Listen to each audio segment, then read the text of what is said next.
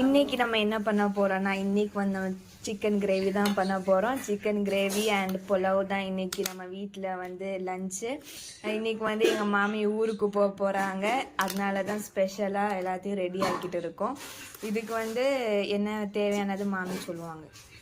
இப்போ சிக்கன் கிரேவிக்கு வந்து நான் வந்து 1 கிலோ சிக்கன் எடுத்திருக்கேன். இப்போ இதில் வந்து 2 ஸ்பூன் இஞ்சி பூண்டு பேஸ்ட் வந்து சேர்த்துக்கிறேன்.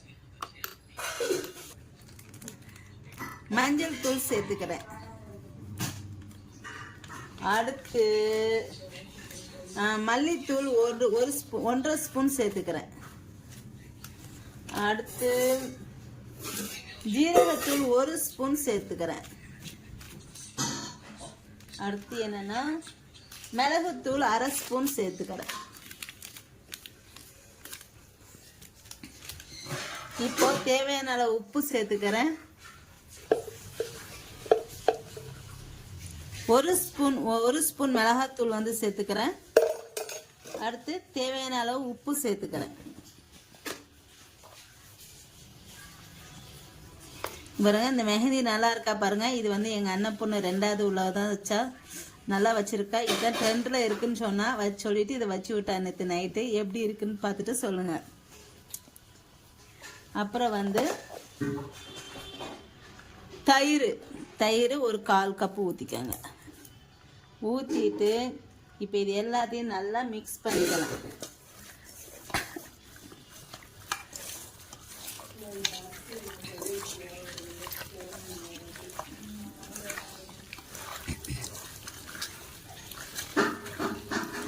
இப்போ இதை நல்லா மிக்ஸ் பண்ணியாச்சு. இது ஒரு 15 நிமிஷம் இருக்கட்டும்.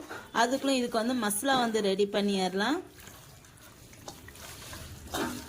அவ்வளோதாங்க.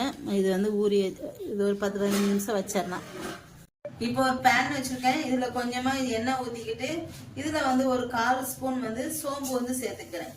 சேர்த்துட்டு அடுத்து இதில் கொஞ்சமாக தேங்காய் வந்து சேர்த்துக்கிறேன். சொல்லுமா படாது. தேங்காய் போட்டுக்கிறேன். தேங்காய் வந்து ஒரு சின்ன துண்டு, இவ்வளோ பெரிய துண்டு வந்து போட்டுக்கோங்க. போட்டுட்டு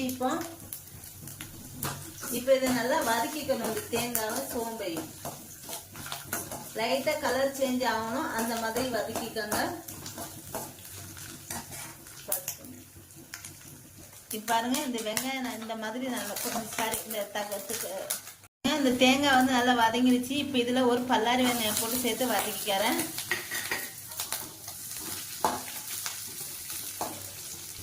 இப்போ பாருங்க, இந்த வெங்காயம் வந்து வதங்கிடுச்சு. இந்த அளவுக்கு வதங்கினா போதும். இப்போ இதை எடுத்து நல்லா ஆற வச்சு நல்லா நைஸாக அரைச்சி எடுத்துக்கணும். இப்போ இதை வந்து இப்போ பாருங்க, இப்போ இந்த ஜாரில் வந்து வெங்காயம் தேங்காய் சோம்பு 3ஐயும் சேர்த்துருக்கேன். அது நல்லா ஆற வச்சுட்டு சேர்த்துக்கிறேன்.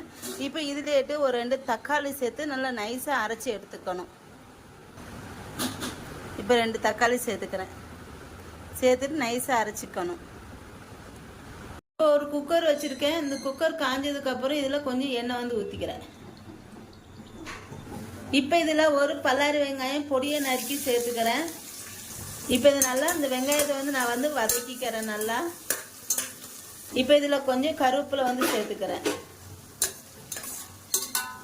பாருங்க, இந்த வெங்காயம் வந்து நல்லா இந்த மாதிரி வதங்கிடுச்சு. இது வதங்கினதுக்கப்புறம் இப்போ நம்ம தேங்காய் வெங்காயம் தக்காளி சோம்பு அரைச்சி வச்சுருக்கோம் பார்த்தீங்களா, அதை வந்து சேர்த்துக்கிறேன்.